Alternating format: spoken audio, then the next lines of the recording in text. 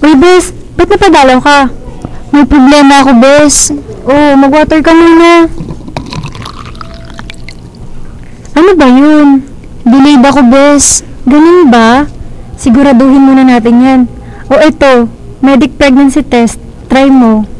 Paano ba gamitin yan? Simple lang. Get a little bit of urine.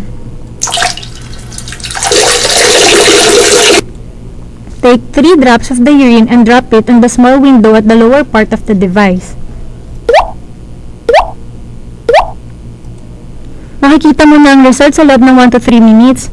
2 red lines for positive and 1 red line for negative. Ano, Bes? Positive? Negative, Bes. Yes, salamat sa medic pregnancy test. Sabi ko sa iyo bago magduda, mag-medic pregnancy test muna. Ang resulta, garantisado pa.